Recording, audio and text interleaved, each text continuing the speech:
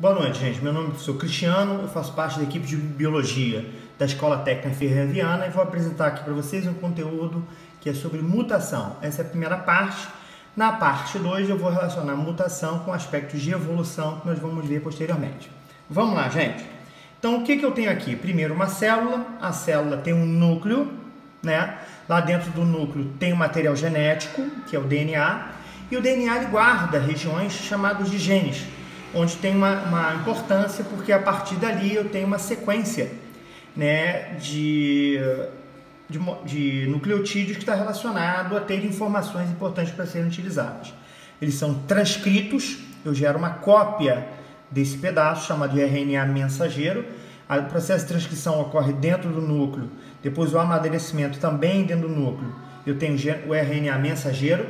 O RNA mensageiro ele sai do núcleo, vai para o citoplasma, onde através da ação dos ribossomos é lido numa cadeia polipeptídica chamada de tradução, e essa cadeia, que é essa proteína, ela se dobra tomando uma forma e uma função. Qual a importância das proteínas? Elas controlam toda a atividade celular e do nosso organismo. Então, um exemplo, a síntese de neurotransmissor que controla o comportamento, chamado de serotonina, é realizado por enzimas, tá certo? Que são proteínas. A síntese de anticorpos, que promove a defesa do nosso corpo, é feito também, é uma proteína.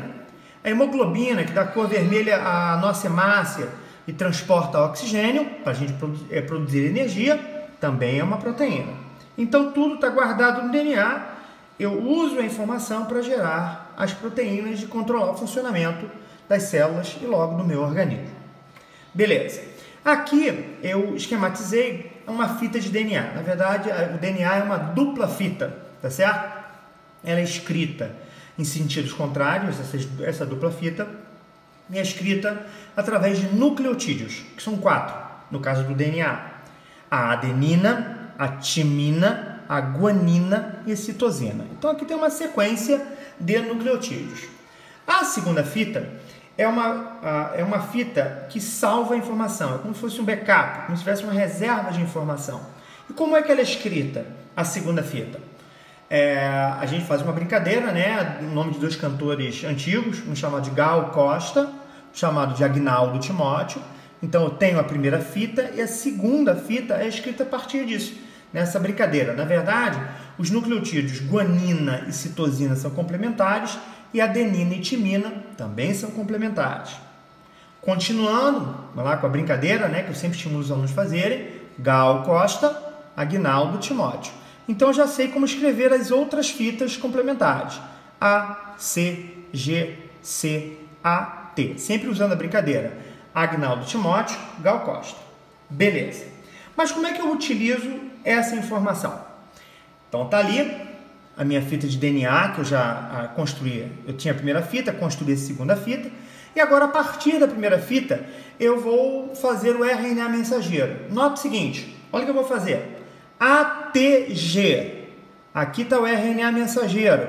O RNA mensageiro só tem uma única modificação, ele é idêntico à primeira, só que troca-se a timina por um outro nucleotídeo chamado de uracil ou uracila. Então, de ATG vai para AUG. CGT vai para CGU. AGT, AGU. Nota, eu só troquei a timina por uracila. Na hora que eu faço essa troca, eu olho uma tabela de códons. Na verdade, quem sabe fazer isso é o ribossomo, ele sabe ler essa sequência.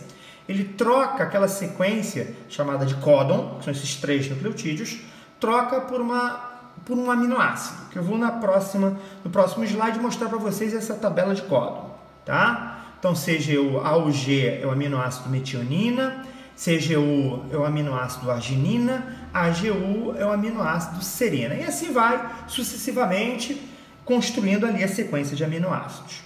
Aqui está a tabela de códon, tá? Então, por exemplo, aquele primeiro aminoácido era AUG, eu olhei aqui que é o primeiro aminoácido metionina, CGU é o aminoácido arginina, AGU aminoácido serina, tá certo? Esses aminoácidos nós obtemos da dieta ou alguns aminoácidos nós podemos produzir, tá certo? chamados de aminoácidos essenciais, que é aquele que eu só consigo exclusivamente da dieta, e aminoácidos não essenciais, que eu alguns posso produzir, tá certo? Beleza, são o número de 20. Beleza. Agora, quando eu tenho aqui essa sequência de aminoácidos, ela é chamada de estrutura primária. A partir disso, a proteína começa a tomar uma forma. Ela primeiro toma uma forma de alfa-hélice, que é como se fosse uma mola, chamada estrutura secundária. Depois ele começa a se dobrar sobre si mesma, chamada estrutura terciária. E, se ela se unir com duas ou mais proteínas, chamada de estrutura quaternária. E ela vai tomar uma forma final, tá? Quem é que gera essa forma? Quem é que gera essa forma é uma proteína especial chamada de chaperona ou proteína de choque térmico, que pega a proteína sem o seu formato e faz com que ela tome o formato ideal para a função dela, tá certo? Então ela está sem forma e ela ganha uma forma. Forma igual a função. Aqui eu vou dar um exemplo nessa minha proteína fictícia. Eu tenho ali a sequência do DNA, dupla fita. A partir dali eu consegui gerar uma sequência de aminoácidos e eu produzi uma proteína na qual ela tem um local onde ela é importante para gerar a coagulação. Então nota, essa proteína é extremamente importante, porque se eu me cortar, eu não posso perder sangue sem controle. Eu preciso de algo que promova a coagulação e a parada da saída do sangue. Um exemplo é esta proteína fictícia que eu criei, tá certo? Mas vamos pensar numa mutação, se houver uma mudança no DNA. O que pode acontecer? Vamos lá. Aqui eu tenho a sequência de DNA, gerei meus aminoácidos, gerei minha proteína, um centro de coagulação. E nós temos alguns tipos de mutação. Inserção, quando é colocado 2 nucleotídeos ali a mais. Um nucleotídeo lá na fita original e na segunda fita também entra-se um outro nucleotídeo. Nota. Se eu alterar agora o nucleotídeo, quando eu olhar na tabela de códon, olha o que vai acontecer. O primeiro aminoácido, correto. O segundo, antes era CGU arginina. Quando eu vou ver aqui, mudou para CCG. O aminoácido mudou. Antes era arginina, mudou para prolina. E o pior, depois vinham outros aminoácidos. Agora foi gerado um códon de parada. Então, nota, aquela proteína que ia ser produzida, não vai ser mais produzida, ou só um pedaço dela vai ser produzida. Eu posso ter uma deleção é perda, uma parte do DNA pode ser perdida, pontual, só um nucleotídeo. Beleza? Nota, antes era metionina, arginina, serina. Se nós formos ver agora na tabela de códon, vai dar metionina, valina, valina. Modifiquei completamente a sequência de aminoácidos. Ou uma substituição. Antes era CG, mudou para AT. Foi substituído. Nota, um aminoácido mudou. Antes era metionina, arginina, serina, mudou para metionina, serina, serina. Nota, olha essas mutações. Um gerou uma parada antes do normal, outro gerou uma modificação completa da sequência de aminoácidos, e aqui só um aminoácido. Vamos ver o que pode acontecer com esses tipos de mutação. Aqui está a minha proteína, modifiquei um aminoácido, cadê o centro de coagulação? Desapareceu. Então a forma da proteína mudou, a ação dela mudou por completo. Aí eu chamo aqui de mutação deletéria. Tá? Porque houve algo de ruim no meu organismo agora, aquele processo de coagulação não está funcionando corretamente. Outro exemplo, houve uma mutação, mas ainda, apesar de eu mudar um aminoácido, ainda não houve alteração da proteína. Show de bola! É uma mutação silenciosa. Houve uma mutação, mas essa mutação não gerou modificação na função da proteína. Então, pode ser mutações com doenças, ou mutações que não causam nenhum mal, ou mesmo mutações que podem ser benéficas para adaptação, que a gente vai ver melhor em evolução. Beleza. Então eu sei que eu tenho mutações, que são alterações súbitas em genes ou cromossomos, que podem ser geradas por fatores ambientais ou de forma espontânea, que podem gerar alterações nas proteínas e podem ser ruins ou não. Tá? Olha aqui um exemplo de uma doença chamada anemia falciforme. Por que o nome é dessa? Aqui eu tenho um glóbulo vermelho e o glóbulo vermelho tomou um formado errado.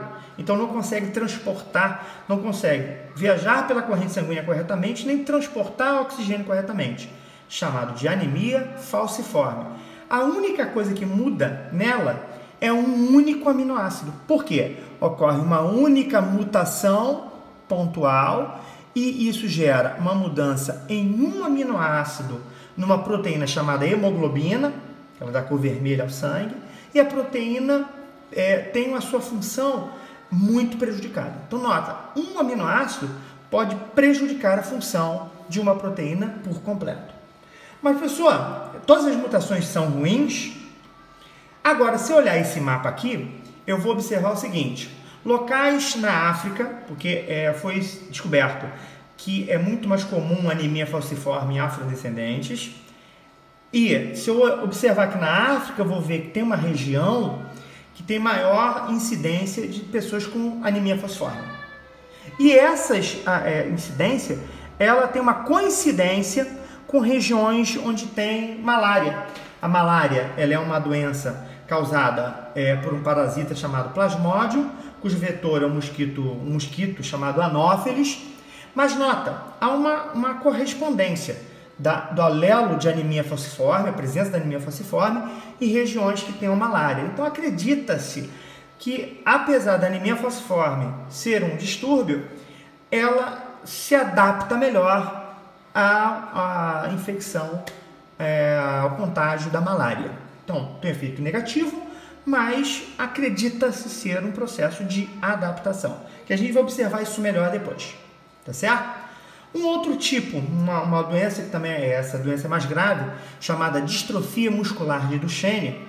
Aqui em cima nós temos o mapa do gene normal dela, e aqui embaixo dessa distrofia, que é uma atrofia muscular, tá certo? Chamado distrofia muscular de Duchenne. A pessoa vai gradativamente perdendo a atividade muscular, tá certo? Nota, houve uma perda, uma deleção de um pedaço do DNA.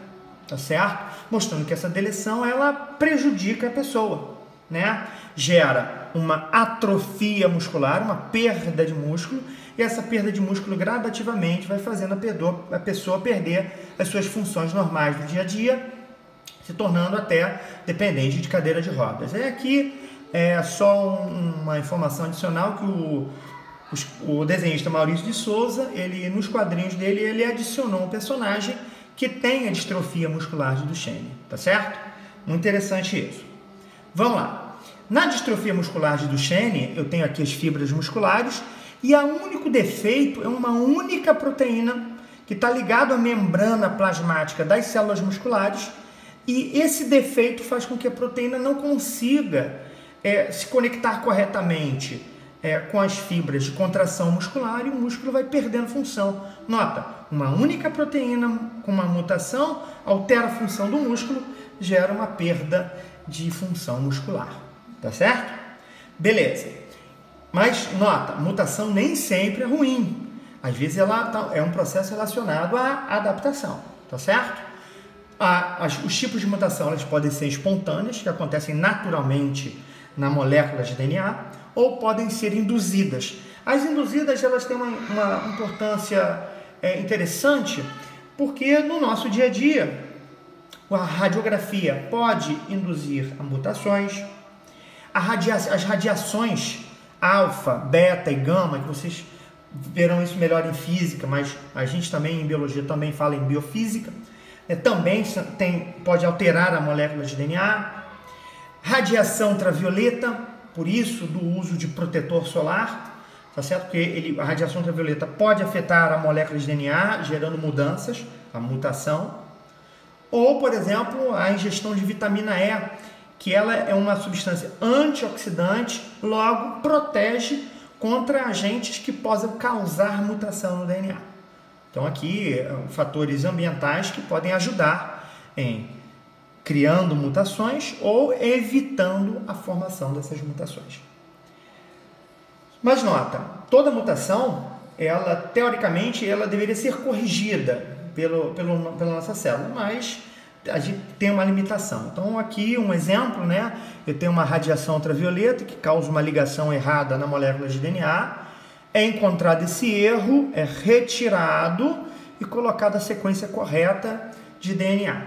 Mas nem sempre a nossa célula consegue fazer essa correção, então o erro ele pode seguir adiante, principalmente se for nas células germinativas, nos gametas, no espermatozoide ou no óvulo, tá? Gente, muito obrigado, foi um grande prazer, valeu, bons estudos!